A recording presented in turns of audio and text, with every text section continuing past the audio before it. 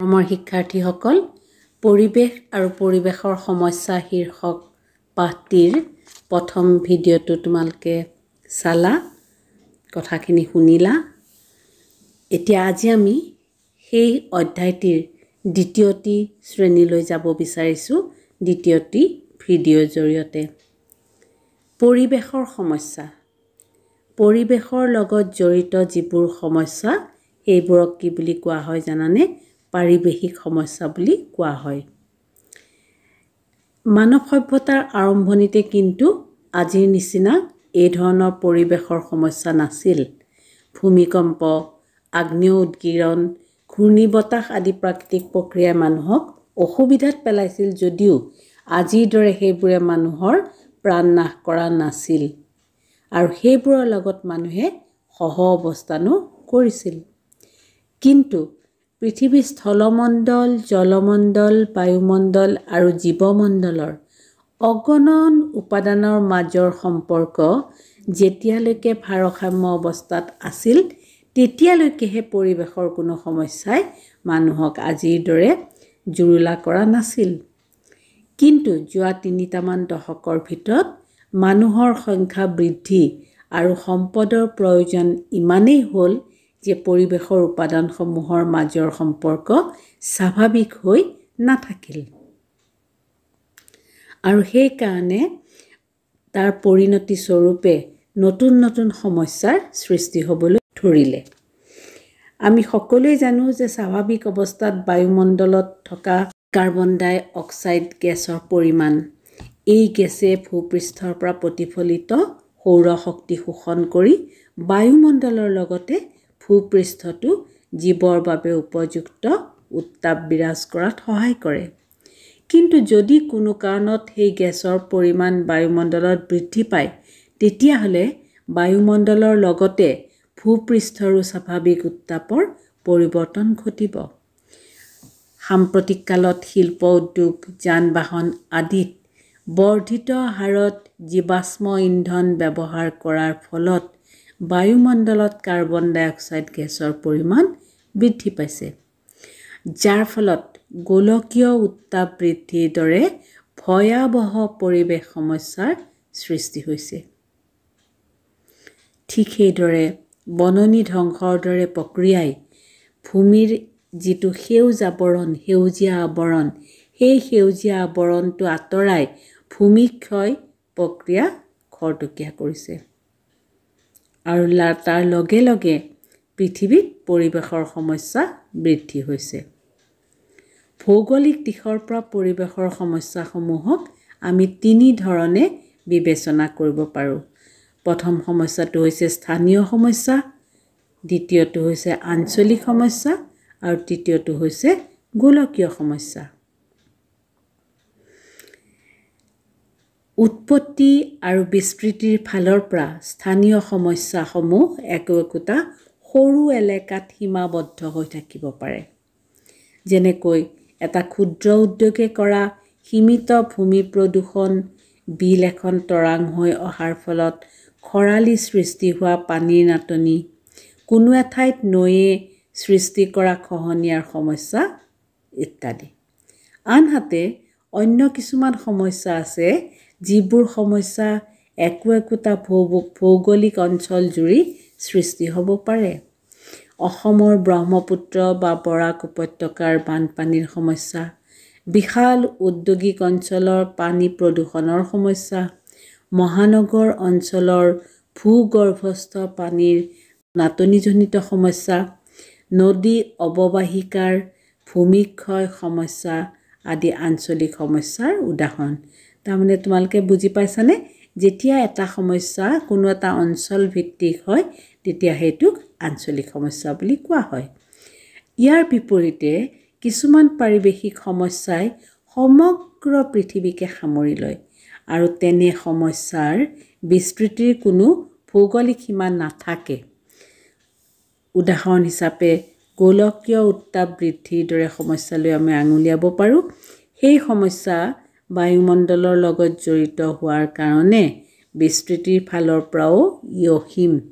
ইয়াৰ প্ৰভাৱ বায়ুমণ্ডলৰ লগতে পৃথিৱীৰ পৰিৱেশৰ জলভাগ, স্থলভাগ আৰু জীৱ জগতৰ ওপৰতো পৰে। আৰু এই সমস্যাসমূহৰ সমাধানৰ ক্ষেত্ৰত বা সমাধানৰ প্ৰচেষ্টাও আন্তৰ্জাতিক পৰ্যায়ৰ হোৱাটোহে আমি দৰকাৰ বুলি ভাবোঁ। বৰ্তমান পৰিৱেশৰ যিবোৰ সমস্যাই মানুহৰ লগতে জীৱ জগতৰ ব্যাপক ক্ষতি সাধন কৰিবলৈ লৈছে, সেইবোৰৰ ভিতৰত নানা ধৰণৰ প্ৰদূষণ, মৰুকৰণ, ভূমিস্খলন, ভূমিক্ষয়, গোলকীয় উত্তাপ বৃদ্ধি, কৃত্ৰিম বান, সাগৰ পৃষ্ঠৰ উত্থান আদি প্ৰধান। এতিয়া চোৱা, প্ৰদূষণ কি? যে অনিষ্টকাৰী দ্ৰব্যই পৰিৱেশ বিনষ্ট কৰা প্ৰক্ৰিয়াকে সহজ অৰ্থত প্ৰদূষণ বুলি ক'ব পাৰি। ঘাইকৈ মানুহে সৃষ্টি কৰা দ্ৰব্য অধিক মাত্ৰাত পৰিৱেশত সংযোজিত হ'লে জীৱ জগতৰ ক্ষতি সাধন কৰিব পাৰে। আৰু সেই দ্ৰব্যবোৰক কি বুলি কোৱা হয় জানানে? প্ৰদূষক বুলি কোৱা হয়। তোমালোকে যদি মোক এতিয়া সোধা প্ৰদূষকৰ উদাহৰণ, তেতিয়াহ'লে আমি কি বুলি ক'ব পাৰোঁ? যে ধূলি, ধোঁৱা, ছাই, দুৰ্গন্ধ, সীহ, ছালফাৰ ডাই অক্সাইড, কাৰ্বন মনক্সাইড আদি পৰিৱেশ প্ৰদূষকৰ কিছুমান উদাহৰণ। এতিয়া তিনিটা উপাদানৰ প্ৰদূষণে পৃথিৱীৰ বিভিন্ন ঠাইত ভয়াৱহ সমস্যাৰ সৃষ্টি কৰিছে। তাৰে প্ৰথম প্ৰদূষণটো যদি আমি কওঁ, মাটি প্ৰদূষণ। মাটি প্ৰকৃতিৰ এবিধ অতি গুৰুত্বপূৰ্ণ উপাদান। মানুহৰ বাবেও ই অপৰিহাৰ্য সম্পদ। কিন্তু পৰিতাপৰ বিষয় যে মূলতঃ মানৱজনিত কাৰণতেই মাটি সম্পদ প্ৰদূষণৰ কবলত পৰিছে। সাধাৰণতে মাটিৰ লগত কোনো ৰাসায়নিক পদাৰ্থ, বিষাক্ত ধাতু, ঔদ্যোগিক আৱৰ্জনা, তেজস্ক্ৰিয় পদাৰ্থ, এচিড বৰষুণ আদি মিহলি হ'লে মাটিৰ স্বাভাৱিক গুণাগুণ নষ্ট হয় আৰু লগে লগে তাৰ উৰ্বৰতাও হ্ৰাস পায়। এনে অৱস্থাত মাটিভাগক প্ৰদূষিত মাটি বুলি বিবেচনা কৰা হয়। সাধাৰণতে আধুনিক কৃষিকাৰ্য, উদ্যোগৰ প্ৰসাৰ আৰু ক্ৰমবৰ্ধিত হাৰত চলি থকা বননি ধ্বংসই মাটি প্ৰদূষণৰ বাবে প্ৰধানকৈ জগৰীয়া। কৃষিৰ আধুনিকীকৰণে কৃষি ক্ষেত্ৰত ৰাসায়নিক সাৰ, জলসিঞ্চন, কীটনাশক দৰৱ আদিৰ প্ৰয়োগ বৃদ্ধি কৰিছে। মাটিৰ প্ৰাকৃতিক গুণৰ পৰিৱৰ্তন ঘটাই মাটিক প্ৰদূষিত কৰে। তদুপৰি ঔদ্যোগিক আৱৰ্জনা, প্লাষ্টিক, কাঁচ আৰু ৰাসায়নিক পদাৰ্থইও মাটিত মিহলি হৈ মাটি প্ৰদূষিত কৰে। তাৰপিছতে আহিছোঁ বায়ু প্ৰদূষণলৈকে। পৃথিৱীৰ বায়ুমণ্ডল প্ৰধানকৈ গেছীয় পদাৰ্থৰ দ্বাৰা গঠিত। গেছীয় পদাৰ্থৰ ভিতৰত নাইট্ৰজেন, অক্সিজেন, কাৰ্বন ডাই অক্সাইড আদিয়েই প্ৰধান। এক নিৰ্দিষ্ট অনুপাতত থাকি এই পদাৰ্থবোৰে বায়ুমণ্ডলক ভাৰসাম্য অৱস্থাত ৰাখিছে। কিবা কাৰণত এই ভাৰসাম্য বিনষ্ট হ'লে বিভিন্ন ধৰণৰ সমস্যাৰ উদ্ভৱ হয়। প্ৰাকৃতিক বা মানৱসৃষ্ট কাৰণত বায়ুমণ্ডলত কঠিন, তৰল বা গেছীয় পদাৰ্থৰ সংযোজন ঘটিলে বায়ুৰ স্বাভাৱিক অৱস্থাৰ পৰিৱৰ্তন ঘটিব পাৰে। সেই পৰিৱৰ্তনে জীৱ আৰু জড় পদাৰ্থৰ ক্ষতি সাধন কৰিলে বায়ু প্ৰদূষিত হোৱা বুলি কোৱা হয়। বায়ুমণ্ডল প্ৰদূষিত হোৱাৰ অন্যতম ভয়াৱহ পৰিণতি হৈছে এচিড বৰষুণৰ সৃষ্টি। ঔদ্যোগিক ক্ষেত্ৰত আগবঢ়া কিছুমান অঞ্চলত এচিড বৰষুণজনিত সমস্যাৰ সৃষ্টি হোৱা দেখা গৈছে। পশ্চিম ইউৰোপ, আমেৰিকা যুক্তৰাষ্ট্ৰ আৰু পূব কানাডাৰ ঔদ্যোগিক এলেকাবোৰত সেই সমস্যাই ভয়াৱহ ৰূপ লৈছে। তাৰপিছত আহিছোঁ পানী প্ৰদূষণলৈকে।